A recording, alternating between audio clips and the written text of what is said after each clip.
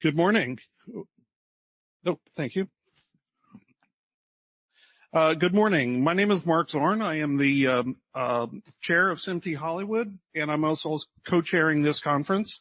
Welcome to day number 2 of the Media Technology Summit.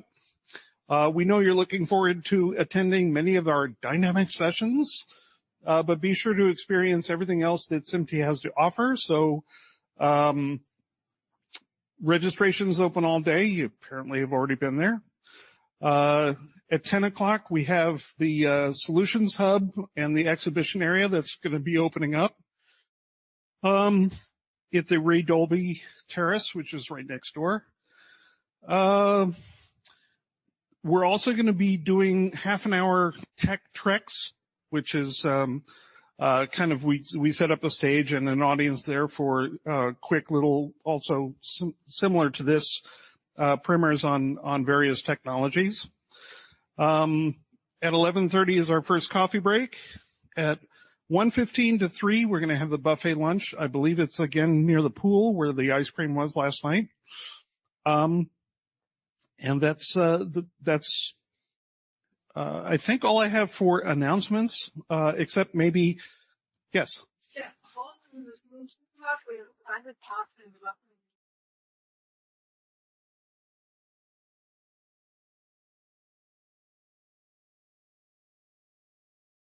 Excellent, excellent. And while we're talking about the education fund, if you go to the booth that has the T-shirts and everything else, there's also kind of like a mini library of reference material that we are not auctioning off, but we're not selling them outright, but we definitely would appreciate a reasonable donation for the book.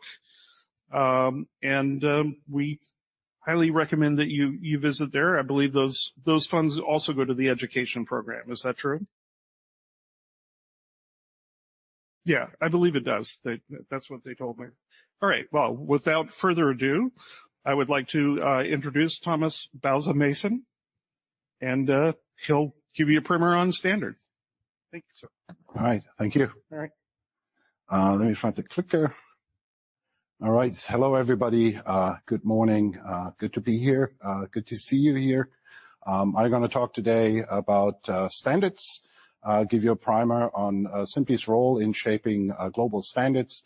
How does SMPTE, where did standards come from? How does SMPTE fit into the standards ecosystem internationally as well? And then talk a little bit about the process and why the process is important for us. So I started out this PowerPoint thinking about what could I use as a quote from a famous person to just underpin what I want to talk about. And I came up with this. This resonated with me. Standards are the invisible architecture of our world. And it's Vint Cerf. If you don't know him, he's one of the fathers of the Internet together with Bob Kahn. He created the TCP/IP protocol. And I think that's really a good theme running, hopefully, through my PowerPoint. So standards, I thought, like, where would I start? And I thought, well, maybe I look at the first standard which ever came about. So I did some research, and I was surprised to find this. So the first standard is the Oldowan traditional stone chopper. About 3 million years ago, it first appeared in a region called Oldowan in Tanzania. It's the cradle of mankind. And it's a very particular way how you create these stone tools. So this was pre-Homo sapiens, and they developed this technique, which then spread throughout Africa. And really, that's what standards are about, is a way where many parties agree that's the best way how you do a thing. And they agreed that's the best way to do it, stone chopper. So I hope you value your steak knife. Moving on, I thought something more tangible. First writing system appeared 5,500 years ago. It's kind of a convention on how you write down spoken word. There was proto-writing before that, more meant for marking ownership of objects, right? This was the first attempt to really write down spoken word, and again, appeared 5,500 years ago. Another sort of standard, if you will so. And then I thought, what's the first documented standard, right? Because that's really what I'm concerned about in my role as a standards developing director. And that is, sorry, I have to reach a little bit over here, the British Imperial System of Units, and that was defined in the British Weight and Measurements Act in 1824. So if you go to the pub next time and have a pint, think about that. And the first National Standards Institute which came together was the BSI. It was founded as the Engineering Standards Committee in 1901, so just at the beginning of the 20th century, and then it was renamed to BSI, BSI Group. It's now, I think, in 1931. Historically, how did standards evolve? Where did they come from? Why did they become so important? That really started with the Industrial Revolution, 1750 to about early 1900s. Massive mass production of goods to certain specifications. Suddenly, quality becomes a problem and needs to be addressed. Specification standards help there, and they also help to build all these tools and made it possible to reproduce these tools in a consistent fashion. So that was one trigger. Another trigger was innovation, which is interesting too. This is the screw cutting lattice. The guy who invented this, Henry Moulsday, a British engineer, in 1800. It's a system where you could take a specification and then very precisely cut screws to that specification and repeat that over and over again and allow for the mass production of screws, all the same type, following, if you want to, different specifications, right? And that really triggered a whole slew of innovations, which furthered the mass production of goods. And obviously, you need the specification of the standards to create these screws, right?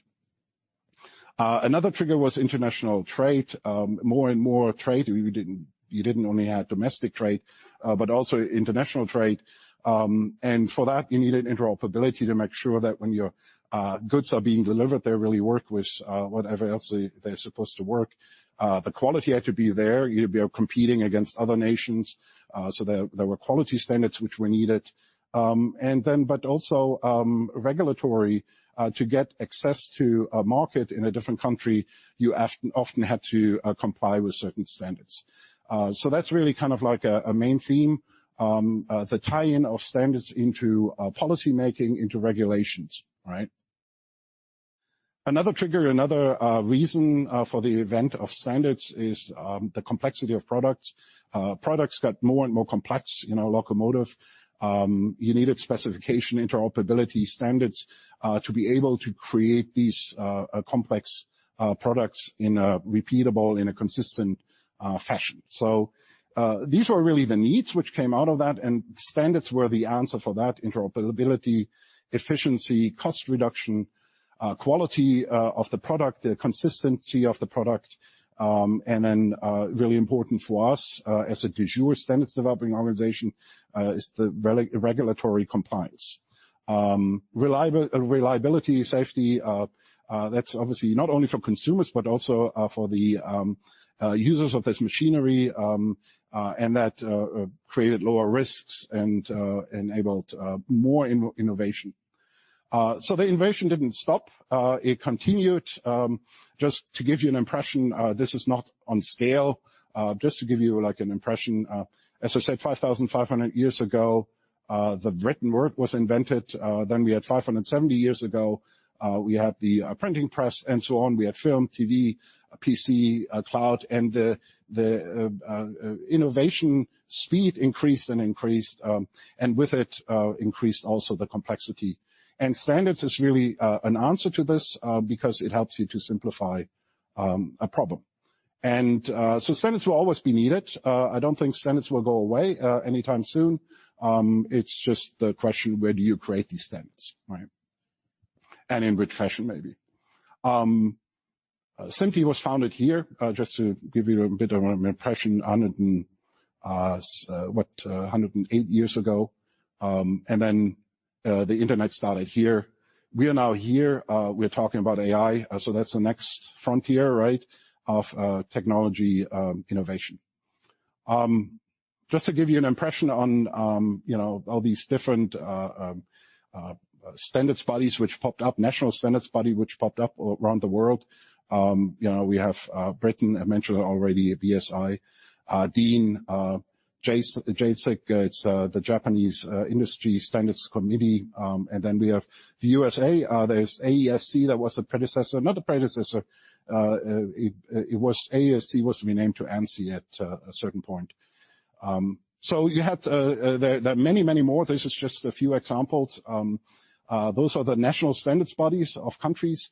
Kind of a special role is Europe there with CENELEC, CEN and ETSI. Those are the three recognized standards organization in Europe which create European standards. So CENELEC, more electrotechnical standards. CEN has a broader scope. ETSI is maybe more information technology and so on. But these are the three. But I would still consider them to be a national standards body representing Europe, the European Union. Australia down there with Standards Australia as well.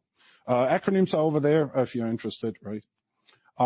Let's look at a timeline of how this all got together and then how international standards organization fit into this game. So you have all these national standards bodies which were created over time. BSI 1901 was kind of like the start. But then shortly after the event of national standards body, people realized, we need to have bodies where we can develop international standards for international concerns, trade, and so on. And one of the first one, not the first one, was the IEC in 1906. Acronym is explained down there. And they look at electrotechnical applications, right? Very specific field. Then in 1913, we had the CIE. They look at illumination, again, very specialized. And then in 1926, you had the ISA.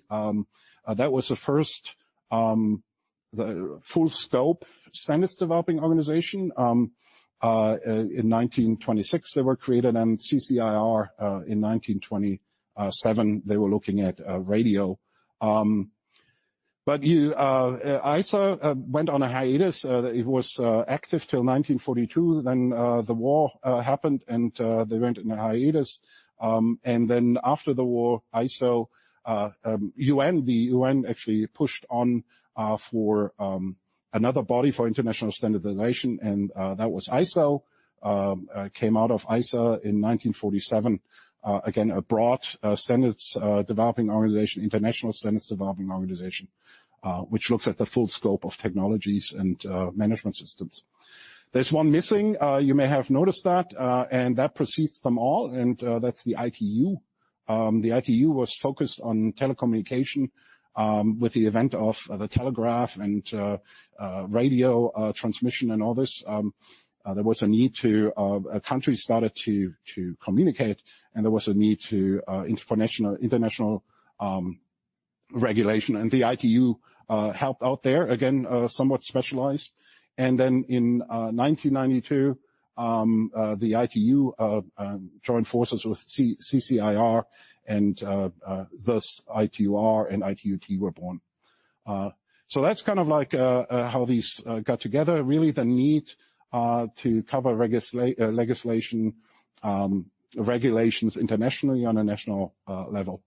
How do they all fit together in sort of a structure? I put together this diagram. I hope it's not too convoluted. But you had a nation, with a government, and the government realized, well, we need to have some specification on how we want to regulate a certain thing. So they were industry organization doing specifications, and that was all good. But then they really needed de jure standards which followed a certain process and had legal standing for the work in the government. Thus, national standards developing organizations were born. They create these de jure standards. And then at a certain point, there was one national standards body which really represented the nation, which was kind of governing them all. And that happened in other countries as well. And then the government can tap into these organizations and use those standards for their legislative purposes, for their policies, and so on. That happened in other countries too. Nation B here, similar thing. There's maybe a difference in fragmentation in standards organizations. So there, countries like the U.S. is I think very fragmented. We have a lot of national standards development organization. Other countries, maybe Germany, not so much, not so many different, but they all have their national standards body, which represents that particular nation. And at some point they decided, we want to trade together, right? We want to talk together and we want to exchange products. And how we do that? Well, we need to find a common place for these specifications. And that's why they created international standards bodies. The international, the members of the international standards bodies became the national standards bodies. So the membership in international standards bodies is not by individual, it's by country. So these national standards bodies represent the members of the international standards bodies. So, and then once you have these international standards, the governments could have their negotiation, could tap into these specifications, and come up with their trade agreements or whatever they wanted to agree upon. All these organizations follow a specific process, a due process, if you develop du jour standards, and it's more or less the same in all these different organizations. So it's kind of like a legal framework to allow, this creation of du jour standards. National standards developing organizations, they usually would get involved through their national standards body. But they can also get involved through liaisons, and same for industry organizations. If they want to have a seat at the table, they can get involved through liaisons. That is a restricted membership. Only if you're a nation standards body, you have full membership in international standards organizations. As a liaison, you get a seat, you can participate, but you can, for example, not vote. That's reserved for the national standards bodies. All right, SMPTE's history, how does SMPTE fit into this? Draw up a bit of a history here as well. I think a key milestone was celluloid roll film was developed in 1889. Before that, you had motion picture, but that was glass plates, very cumbersome process. This really allowed, it kicked off the motion picture industry. The first studio was opened in 1893. That's the Black Maria on the Edison compound, and that was actually at the East Coast, so not at the West Coast. And then in 1912, you had the first major commercial studios opening up. I would love to give it to the U.S. because we're in Hollywood here and all this, but apparently Babelsberg in Germany, near Berlin in Brandenburg, was the first studio, big commercial studios. There were other studios before that, for sure. Universal followed a few months later, and then Paramount Studios as well. Disney and Warner, 1923. And as soon as these studios were created, studios got together and said, we need to find ways how we can harmonize what we're doing. One of the first projects was film. They harmonized on one particular format of film. 35 millimeter with a certain amount of perforations. So suddenly you had the interoperability, you could exchange films. Camera manufacturer didn't have it that hard to build cameras. They could build it against a certain specification. TV followed in 1927, Farnsworth, the first TV demo, apparently. And then 1941, first commercial broadcast by WNBC in New York, another milestone. And SMPTE was founded as a society of motion picture engineers.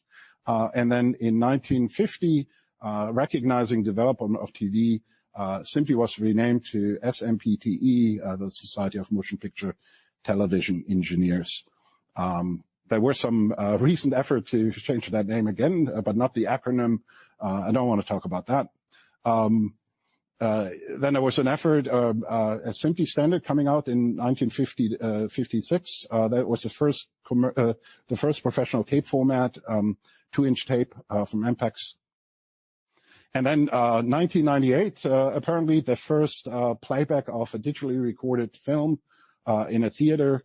And I put in the footnote down there, the Digital Cinema Initiative published the specification 2005, followed by SMPTE in 2006 with Digital Cinema Standards. And that was another milestone, just 105 years from celluloid roll film to digital cinema. So important. So how does SMPTE fit into this international standards ecosystem, which I explained previously? So we're located in the U.S., headquartered in the U.S., White Plains, to be specific, in New York. And we are accredited to the national standards body of the U.S., that's ANSI. And with that, we are kind of like a national standards development organization, but we are not. I think we have a very big international role, and I explained why.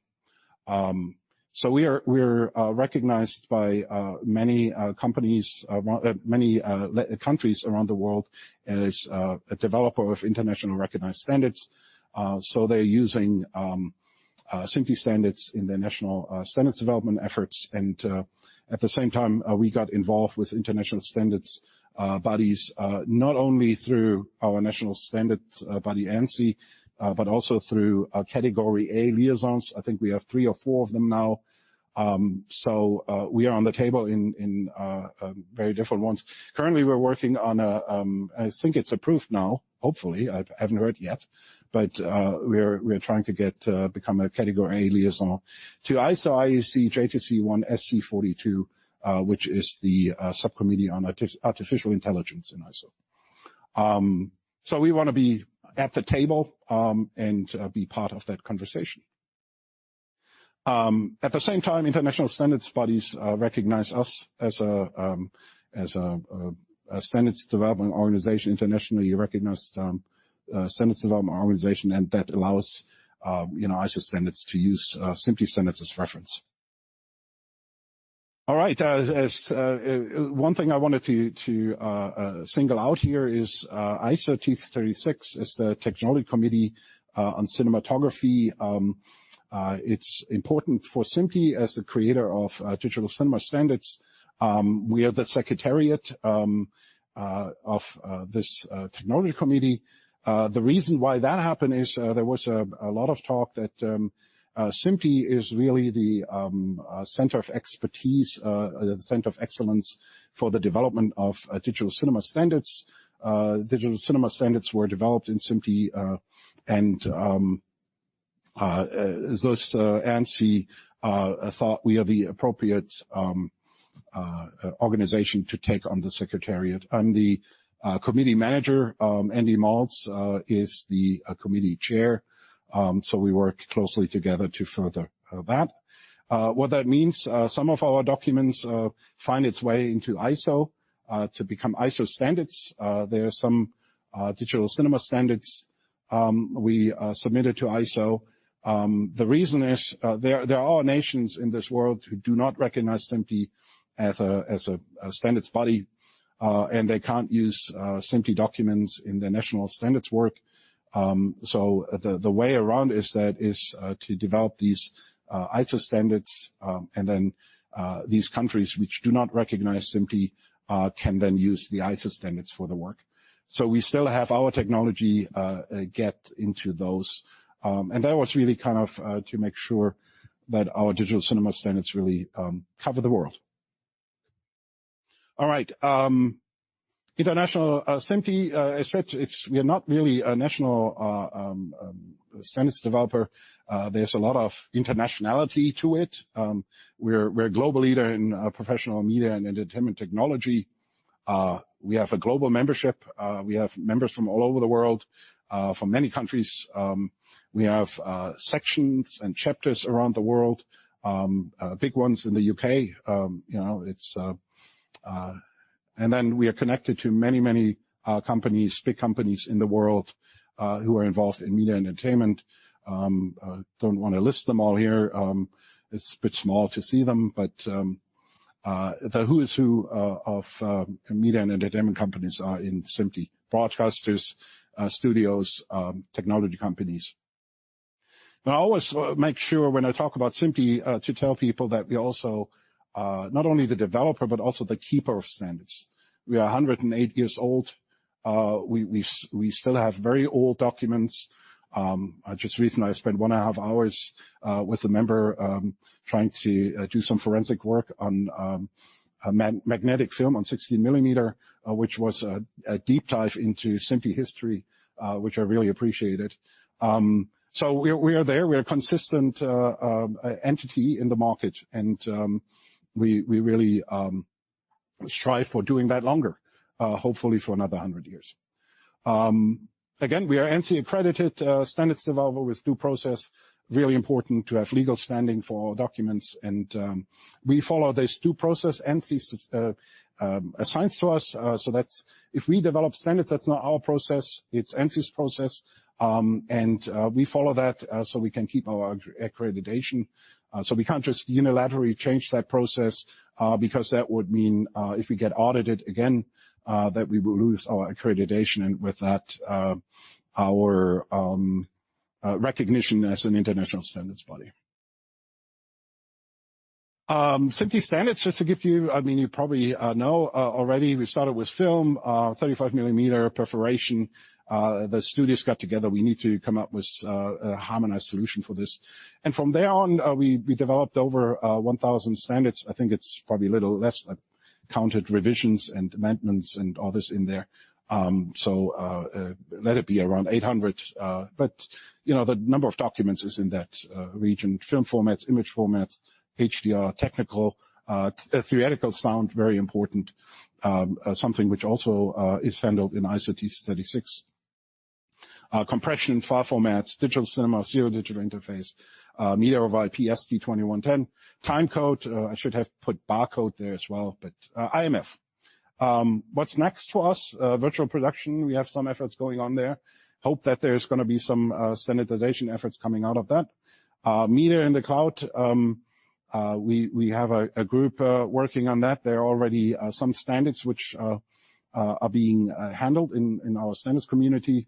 And then artificial intelligence. You know, we started a task force together with the ETC with input from the EBU to talk about artificial intelligence. There's a report which I will reference at the end of my presentation. And we are currently working on looking if we have to revise it. There are some discussions about efforts we can kick off in artificial intelligence. But at the same time, you know, we try to become involved with ISO to have a seat on that table. And there was going to be a panel actually later today, 5 to 6, I think. Don't know which room it actually is, but about AI standards. So that's a topic we're really trying to push in SMPTE and to get involved, not only nationally but also internationally. All right. Yes, I talked a lot about de jure standards. What does de jure mean versus de facto? You may already know. I just thought I'd give it another explanation here. You know, de jure by law, lawful or legitimate according to official laws and regulations. What that means, you have this process, that's due process, with the formal approval of the documents, and with that comes official recognition. There's comprehensive documentation about the process itself, but also about the technology, and then it has legal standing, very important for us as an internationally recognized standards developer. Then de facto, on the other hand, means by fact, exists or happens in reality or fact, even if it is not officially sanctioned by law. So I'm not saying this is illegal, right? It's just there is no due process necessarily, and there's no official recognition. It has its advantages, obviously. These things are often market-driven. a product which is very successful on the market can set a de facto standard. Practical implementation is often, and then, this de facto establishment of specification technical recommendation is more flexible. Granted, the due process gives de jure standards development kind of a rigidity, which you don't have on the de facto side as well. But then de facto standards are often influenced by major players. So they're, for Apple ProRes, if you take that as an example, right? De facto standard, everybody's using it, very convenient format, does a lot of things. But it's influenced by Apple. It's an Apple format, and with that, it's if they go away, ProRes may go away. But I should also say that a specification or technical recommendation also can become a de jure standard. So you can come to SMPTE, which happens quite often. ST 2110, that was really a technical recommendation from the VSF, which was then brought to SMPTE, and we made a standard out of it. So that's all possible. Just to bring it to a point, the de jure standards, the official or lawful one, and then de facto standard, commonly used or accepted, whether officially approved or not. Again, it's nothing to do if it's illegal. It's not illegal. It's just not following this process. All right, SMPTE standards process I wanted to talk about a little bit, just high level. It's governed by ANSI, the essential requirements from ANSI, and there are different phases here. I put them down there. Project approval, drafting, committee process, publishing, maintenance. And some of these requirements from ANSI is really this process has to be open, fair, balanced, and neutral. So there are complaints about, this takes too long. I can tell you some reason why that is the case, and that not necessarily has to do with the process we're following, because that committee process, which is kind of the core of the due process, theoretically only takes 3 months if you put all the different periods together. In reality, obviously, that's not the case. Here are the 6 reasons, just to give you some idea. Finding consensus takes time. If you come to SMPTE, you have to, bring support with you. Bring your competitors is really important. This all has to do with relevance to the industry. If you really want to have a relevant standard, there has to be interest in the industry. The competitors have to be at the table. As more people at the table, as better. With that, you get the available. You get support, resources, manpower, people working on these standards, doing POCs and early implementations. All that's to test the technology. That's all a part of that. But then also the availability of chairs and proponents. People who get involved in SMPTE standards development, they have a day job, and that actually pays the bill. So they often have to adhere to that job before they get involved in SMPTE. So sometimes the availability to push this process forward is not there, and that then can stall a process. Complexity of the project is also a thing which can prolong a process. If there's a very complicated technology where you need deeper understanding, then that can make that process longer. And then experience of key people, that's something SMPTE really has to put on themselves. Education, provide more education for people who get involved, on explain to them what they have to do, and how the process works, so that you don't have mess ups, and which then can delay the process as well. I would say lastly, if I have the time, that if you come to SMPTE and you want to start a project in SMPTE, come prepared with a draft. If you come into SMPTE and you start drafting there, that can take quite a while. There is some technology which needs to be drafted in this environment. Some technology does not. You can just bring it in, and then we can look at it. Drafting is very short, and that shortens the time span as well. All right, I think I'm out of time. Thank you very much. My name is Thomas Bause Mason. Email address is there if you have any questions. There's a QR code for the SMPTE process documents. If you're interested, as an SC member, you should know all these documents and should have read them. And then there's the SMPTE report. If you want to get that, it's there. And then I want to say SMPTE is a nonprofit. All the revenue we make, we reinvest into the organization. It's hard times for standards organization at the moment. So if you feel it in your heart and you want to donate and support us, there's a QR code where you can do that. Thank you so much. Thank you.